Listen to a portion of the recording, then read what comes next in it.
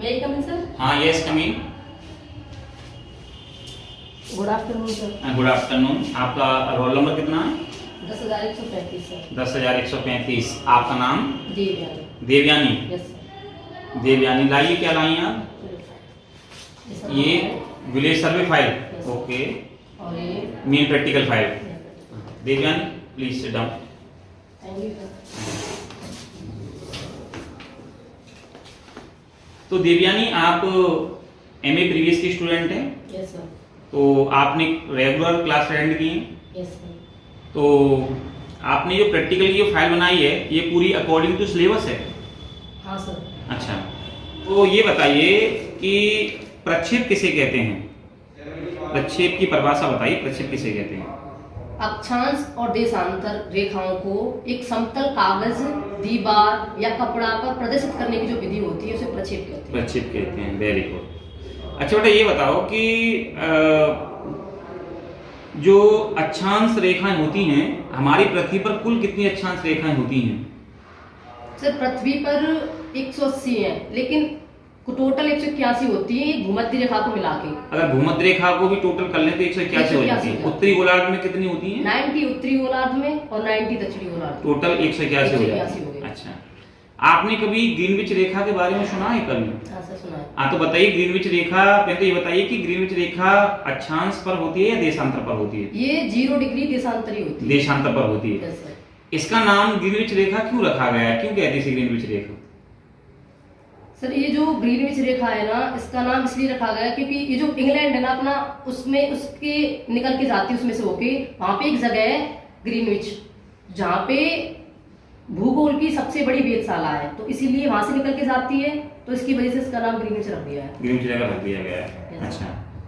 अच्छा, एक क्वेश्चन बताइए कि भूमध्य रेखा की अगर हमें लंबाई ज्ञात करनी है तो क्या फॉर्मूला हम लोग प्रयोग करते हैं भूमध्य रेखा की लंबाई के लिए? 2 पाई आर 2 पाई आर से ज्ञात कर लेते हैं। अच्छा अच्छा, आप ये बताइए कि पृथ्वी का वास्तविक जो अर्धव्यास है किलोमीटर में कितना है? कितना है वास्तविक अर्धव्यास किलोमीटर में? उसमें सर 6367 किलोमीटर होता है. और अगर हमें इसको सेंटीमीटर में चेंज करना पड़े तो? उसमें 1 लाख का गुणा कर देते हैं. अच्छा, 1 लाख गुणा कर देते Yes, हैं, sir. तो 63 करोड़ 67 लाख हो जाता है। हाँ सर. तो ये बताइए कि जब हम लोग पृथ्वी का वास्तविक अर्धव्यास मानते हैं तो कितना सेंटीमीटर हम लेते हैं? क्या हम 63 करोड़ 67 लाख लेते हैं या कुछ संख्या से? नहीं सर, उसको 63 करोड़ 50 लाख ले 50 लाख में मान लेते हैं। अच्छा अच्छा, बताइए कि आपने बताया प्रक्षेप की परिभाषा बताई, प्रक्षेप कितने प्रकार के होते हैं? सर, प्रक्षेप 3 प्रकार के होते हैं मूल रूप से. 3 प्रकार के प्रक्षेप होते हैं। कौन कौन से होते हैं, नाम बताओ तीनों के। सर, पहला होता है बेलनाकार प्रक्षेप, बेलनाकार प्रक्षेप, दूसरा होता है शंक्वाकार, शंक्वाकार प्रक्षेप, और तीसरा होता है खमध्य. खमध्य प्रक्षेप। Yes sir. तो जो बेलनाकार प्रक्षेप होता है वो किस क्षेत्र को सही प्रदर्शित करता है? किस एरिया को सही प्रदर्शित करता है बेलनाकार? सर, वो 23 डिग्री तक सही करता है, मतलब अपनी जो भूमध्य रेखा है ना, वहां से 23 डिग्री तक. उत्तरी अक्षांश, हाँ, उत्तरी अक्षांश और दक्षिणी अक्षांश, दोनों अक्षांश दोनों में, अक्षांश में. या कहें तो करेक्ट और मकर रेखा हाँ, के बीच का correct और- एरिया हाँ. को सही दिखाता है। Yes sir. अच्छा, और जो शंक्वाकार प्रक्षेप होते हैं वो किस एरिया को दिखाते हैं? सर, वो आपके 23.5 डिग्री से 66.5 डिग्री के बीच का, उत्तरी या दक्षिणी, दोनों? दोनों में. दोनों को। और ध्रुवीय क्षेत्र को दिखाने के लिए कौन सा प्रक्षेप सही रहता है? खमध्य. खमध्य प्रक्षेप सही रहता है। अच्छा, तो एक क्वेश्चन बताइए यस सर. कि नेपाल जो कि भारत का पड़ोसी देश है, अगर तीनों प्रोजेक्शन में से हमें किसी एक प्रोजेक्शन पर दिखाना हो आपके अकॉर्डिंग, तो कौन सा प्रोजेक्शन सही रहेगा उसके लिए? बेलनाकार सही है, शंक्वाकार सही है या खमध्य प्रक्षेप सही? कौन सा सही रहेगा तीनों में से? सर, उसके लिए शंक्वाकार सही है. शंक्वाकार सही रहेगा। क्यों रहेगा सही? सर, क्योंकि वो जो है नेपाल जो है 23.5 से और 66.5 के बीच में पड़ता है. अच्छा, ये बताइए कि विश्व का जो सबसे पहला नक्शा है, अगर आपने ज्योग्राफी थॉट पढ़ी होगी एमए प्रीवियस में, विश्व का सबसे पहला नक्शा किसने बनाया था? सॉरी सर, याद नहीं. अच्छा, याद नहीं। अच्छा, तो अच्छा ये बताओ चलो कि आपने अपनी इस फाइल में प्रोजेक्शन भी बनाए हैं, यस सर. आपने प्रोजेक्शन बनाए हैं, शंक्वा का प्रोजेक्शन भी बनाया है आपने, और मैथमेटिकल आपने यूज किया है इसमें।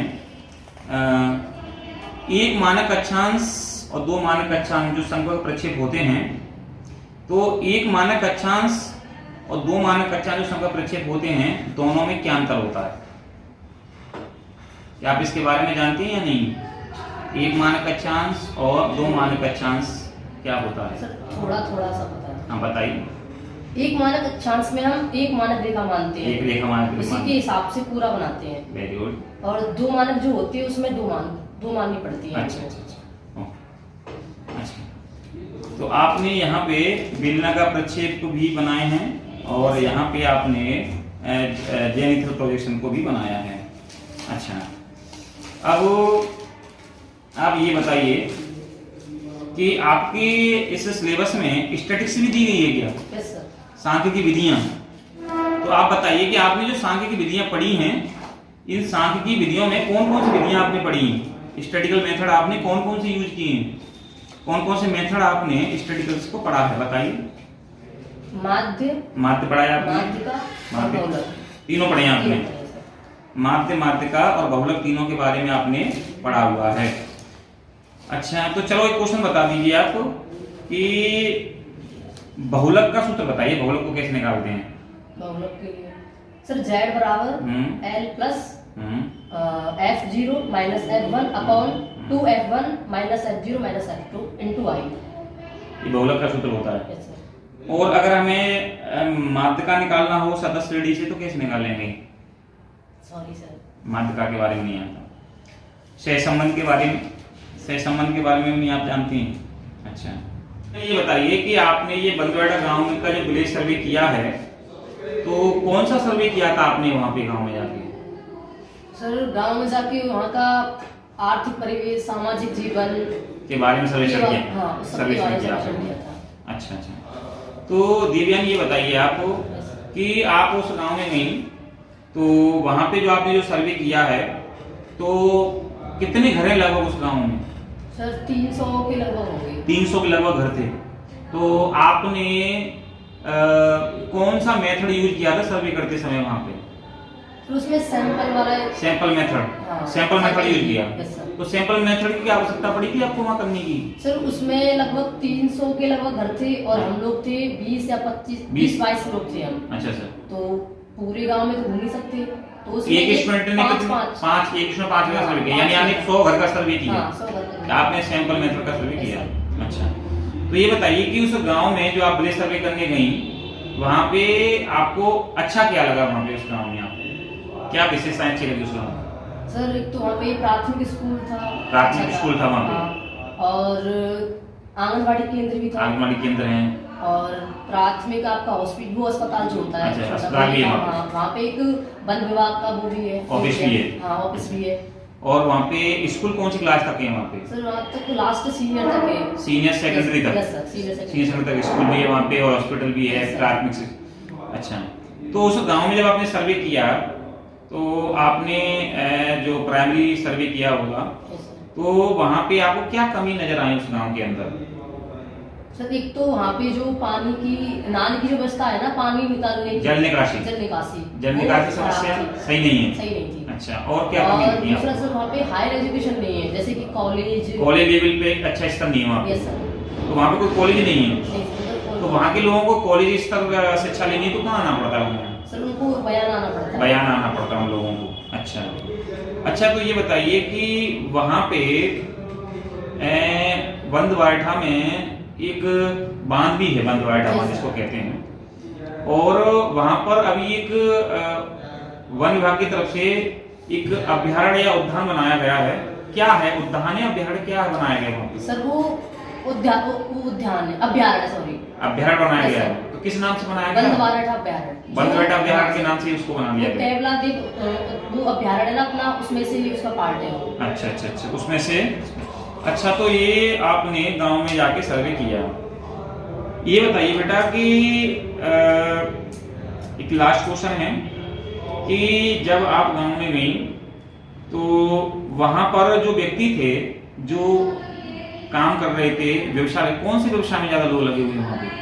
सर ग्रामीण इलाका है तो प्राथमिक प्राथमिक व्यवसाय में ज्यादा लोग लगे Yes, हुए sir. हैं। प्राथमिक व्यवसाय जैसे क्या क्या काम कर रहे थे जैसे वो? कृषि हो गया आपका, कृषि हो गया। और खनन काम खनन का काम पहाड़ करते हैं। क्षेत्र है। ये होता है। अच्छा ये बताओ कि उस बनबैठा जो आप गई तो वहाँ की जलवायु कैसी थी? वहाँ की जलवायु कैसी थी बनबैठा की? आप बताइए जलवायु कैसी थी वहाँ की? शायद मौसम कन्फर्म बताइए। नहीं। अच्छा चलो ठीक है। ये कि आपने फील्ड सर्वे भी किए क्या? तो आप ये बताइए कि फील्ड सर्वे कौन कौन से किए आपने? सर 2 भी एक थे। कौन कौन से? एक तो जरी फीता वाला जो जरी फीता chain and tape survey, tape survey, और दूसरा प्रिज्म कंपास वाला। Prism compass survey. तो जरी और फीता जो सर्वेक्षण आपने किया है उसके कौन कौन से मेथड आपने पढ़े हैं? एक तो ओपन और एक क्लोज ट्रेवर्स मेथड में। मेथड। अच्छा, और स्लोपिंग मेथड भी है क्या तुम्हारी में इसका? हाँ, है सर। स्लोपिंग मेथड आपने पढ़ा है? अच्छा, और उसमें प्रिज्मेटिक कंपास में कौन सा मेथड पढ़ेगा आपने? ओपन मेथड एक तो, और एक उसमें भी क्लोज भी था, और एक आपका चक्रीय वाला था। चक्रीय रेडियल मेथड, रेडियल। दोनों मेथड आपने पढ़े हुए हैं। तो देवयानी, अगर आपको कुछ इंस्ट्रूमेंट दिखाए जाएं तो क्या आप उन इंस्ट्रूमेंटों को पहचान सकती हैं, उनके Yes, बारे में बता सकती हैं? आइए।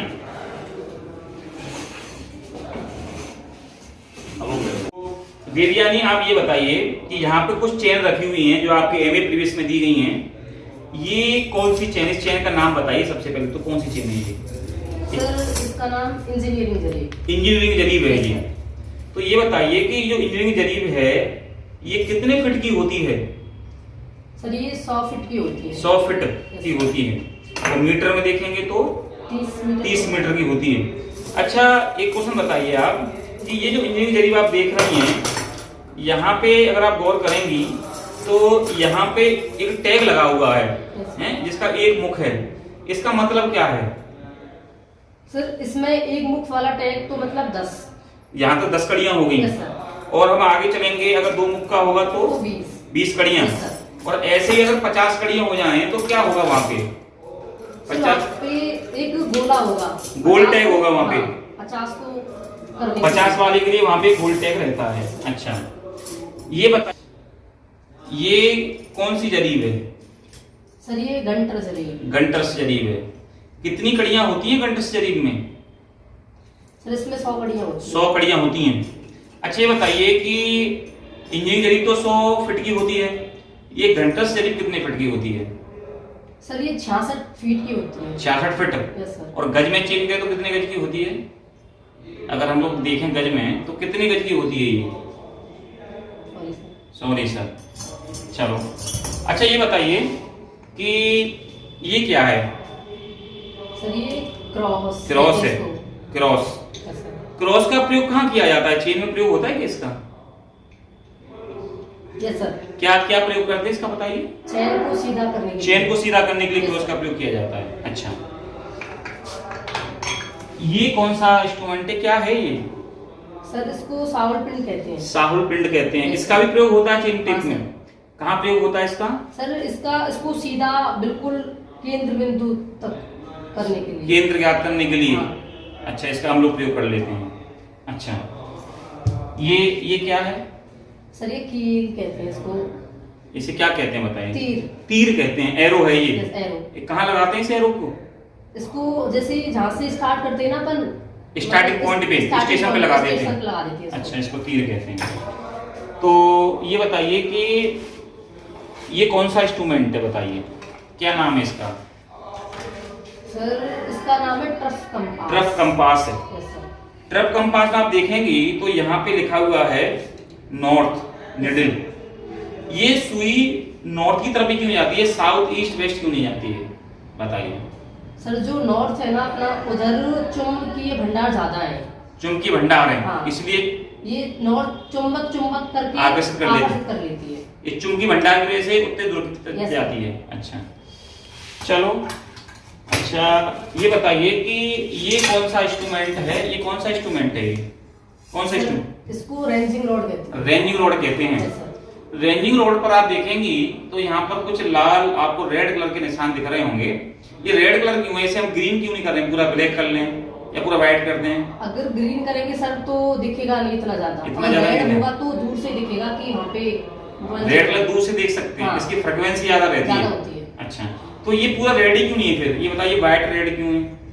सर ये कभी कभी क्या है, नापने का काम भी आ जाता है। नापने जैसे का। कि अपन वो कर रहे हैं, सर्वे कर रहे हैं, हाँ। और कहीं नाला वगैरह आगे बीच में, तो इसको नाप भी लेते हैं। अच्छा, उसके लिए हम इसका प्रयोग कर Yes, लेते sir. हैं। अच्छा, तो ये इंस्ट्रूमेंट पहचानती हैं आप? इसका प्रयोग किया होगा आपने? Yes sir. ये क्या नाम है इसका? सर इसका नाम प्रिज्मीय कंपास। प्रिज्मीय कंपास है। Yes sir. तो ये प्रिज्मीय कंपास है, और यहाँ पे दो फलक देख रही होंगी आप। एक तो ये वाला फलक है यस सर। धागे वाला, और एक ये लेंस वाला फलक है। इसको क्या कहते हैं लेंस वाले फलक को? सर इसको तो कहते हैं दृष्टि फलक। ये दृष्टि फलक है। यस सर, इधर से देखते हैं। और ये धागे वाला? ये वस्तु फलक। ये वस्तु फलक होता Yes, है। sir. अच्छा, इसमें एक निडल लगी हुई है जो कि 360 डिग्री कोण की है, गोल प्लेट है। ये प्लेट सीधी होती है उल्टी होती है? सर ये उल्टी होती है उसमें तो। इसमें उल्टी होती Yes, है, sir. फिर सीधी क्या दिखाई देती है? इधर से देखते हैं तो सीधी दिखाई देती है। अच्छा अच्छा, इसमें लेंस में से इधर से देखने हाँ. पर ये सीधी दिखाई देती है। अच्छा, चलो एक लास्ट क्वेश्चन बता दो कि ट्रफ कंपास और प्रिज्मीय कंपास दोनों में एक पत्थर लगा रहता है, बहुमूल्य पत्थर इसको कहते हैं, जिस पर ये मूव करती घूमती हैं। उस पत्थर का नाम क्या है? सर उसका नाम, उस पत्थर का नाम बताइए जो कि प्रिज्मेटिक कंपास और ट्रफ कंपास दोनों में रहता है निडल के नीचे, जो कि मूव करवाता है। इसे क्या है नाम है उसका बताइए? इसका एगेट पत्थर। एगेट पत्थर। एगेट पत्थर, सॉरी। एगेट पत्थर उसका नाम है। अच्छा ठीक है, दिव्यानी गेट। आपने अपना जो अभी बताया, आपने फील्ड में सर्वे भी आपने की है, अच्छी की है आपने रेगुलर क्लास अटेंड की थी, और अब आप जा सकते हैं। Thank you sir. Okay, Devyani भाभी साहब आइए, बैठिए। तो देवयानी, अभी आपने जो मॉक अपना इंटरव्यू दिया या डेमो इंटरव्यू दिया है एमबीए प्रीवियस का, तो आपने काफी कॉन्फिडेंस लेवल जो आपका था वो ठीक है। हालांकि थोड़ी सी मुझे आप थोड़ा ऐसी मतलब लगी, थोड़ी सी डरी हुई सी। हालांकि आपने बहुत सारे क्वेश्चनों के आंसर दिए, कुछ क्वेश्चन आप पे नहीं आए, आपने 70-80% आपने सही आंसर दिए, और जो आपने जो सही आंसर दिए हैं वो काफी अच्छे थे। थोड़ा सा आप नर्वस हो रहे थे, लेकिन कुछ क्वेश्चन ऐसे थे जो आप पर नहीं आए। पहला क्वेश्चन मैंने आपसे पूछा कि विश्व का नक्शा, आपने ज्योग्राफी थॉट पढ़ा होगा कि विश्व का जो नक्शा है, पहला नक्शा किसने बनाया था? तो अनैक्सिमेंडर ने बनाया था 6वीं ईसा पूर्व में। हालांकि टॉलमी ने सबसे पहले अक्षांश और देशांतर के आधार पे विश्व के नक्शे को दिखाया था। एक मैंने आपसे क्वेश्चन पूछा स्टैटिस्टिक्स के बारे में, आपसे मात्रिका पूछा मैंने, और आपसे पूछा था मैंने सहसंबंध के बारे में। थोड़ी सी मुझे आपको स्टैटिस्टिक्स आपकी थोड़ी वीक लगी, तो मैंने क्वेश्चन पूछा कि मात्रिका को बताइए कैसे हम लोग सूत्र क्या लगाएंगे। तो L1 प्लस I/F कोष्ठक में M-C, इसका फॉर्मूला होता है इसको निकालने का। तो हम इसको क्या करते हैं कि हम लोग मात्रिका को ज्ञात कर लेते हैं। मैंने आपसे सहसंबंध का क्वेश्चन पूछा कि सहसंबंध क्या होता है, तो आपको बताना चाहिए था कि सर सहसंबंध x और y दो संख्याओं में जो संबंध होता है उसे हम सहसंबंध कहते हैं, और सहसंबंध का आंसर अगर +1 तक आता है तो धनात्मक सहसंबंध, और -1 तक चला जाता है तो ऋणात्मक सहसंबंध होता है।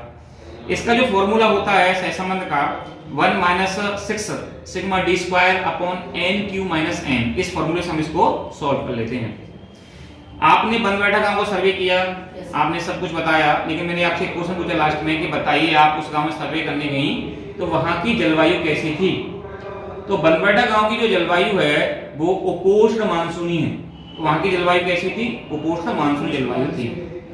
एक क्वेश्चन मैंने आपसे पूछा कि जो ट्रफ कंपास होता है या जो प्रिज्मीय जो कंपास रहता है उसकी निडल लगी रहती है, वो निडल किस पत्थर के ऊपर रहती है?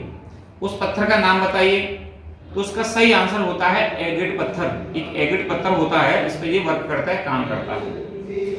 एक क्वेश्चन मैंने आपसे और पूछा घंटा शरीफ के बारे में, आपने बताया कि सर ये घंटा शरीफ होती है, 100 कड़ियां होती हैं, और आपने ये भी बता दिया कि सर ये 66 फीट की होती है। लेकिन आप पर एक छोटा सा क्वेश्चन में आप अटक गई। मैंने आपसे पूछा कि 66 फीट की जो घंटा शरीफ है ये कितने गज की होती है? सीधा सा मतलब होता है कि 3 फीट बराबर 1 गज। तो जब आप 66 में 3 का भाग देंगी तो 22 बार जाएगा, यानी कि 22 गज की होती है घंटस जरी। ठीक है, फिर भी आपका वैसे इंटरव्यू काफी अच्छा था, अब आप जा सकते हो। ओके।